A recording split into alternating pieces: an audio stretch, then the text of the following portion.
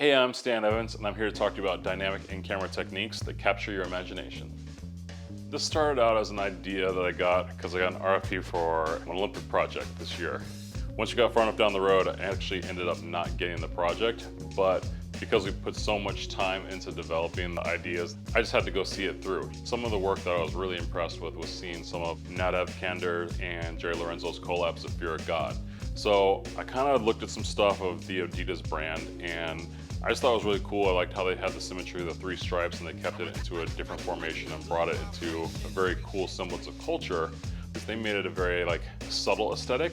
And I wanted to turn that idea on its head. I wanted to make it bright and vibrant and just poppy, and kind of just almost take the complete opposite and make it more of a color culture project of that. And so I took that concept and really focusing on in-camera techniques, just kind of took it a little bit further into my own direction. One thing that I've seen is motion blur within imagery. And what's happening is most people, they're doing it in Photoshop.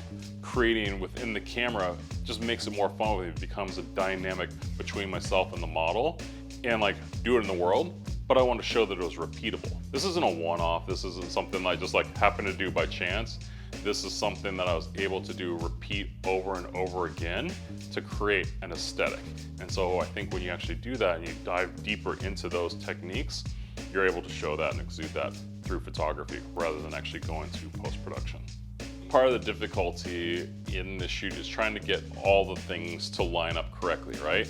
You need a great model, you need continuous light, you need strobe light, you need to be able to figure out light ratios between those two, and be able to work with your team to be able to try and get these kind of motions as far as even just blurring within the background, right?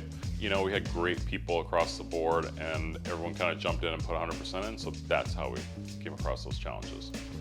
I think when we first started doing the shoot, he was trying to do a little almost too much. We had to kind of find how much motion and what degree you could go to. Slightly intricate movements that kind of just had a little spring to them.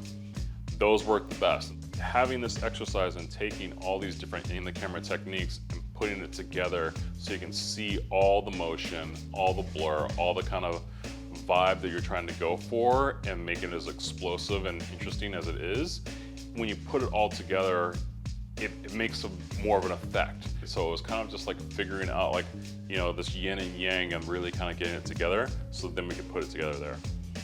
As with anything, there's happy accidents, and the great thing about having an amazing crew is once we kind of stumbled into these kind of pieces, maybe where we did a couple of stroboscopic effects or did some light wand painting and things like that, it'll save you in post-production costs, because for me, being able to shoot it, you can recreate that again and again in each different outfit and each type of scene, and then you can actually make it better with a little bit of post work. And once we figured out how to unlock it and put the technique together, it became repeatable, and actually in production, it actually makes your Ingle easier.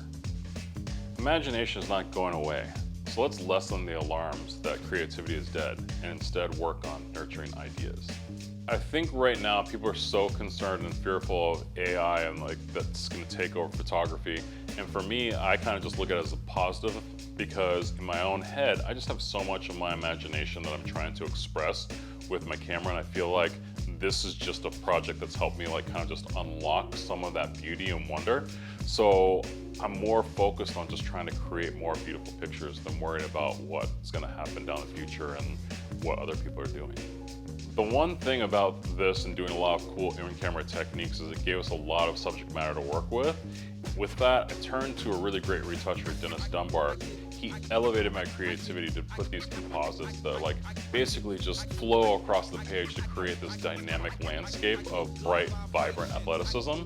And that's a case where, the post work actually really brings up the photography imagery.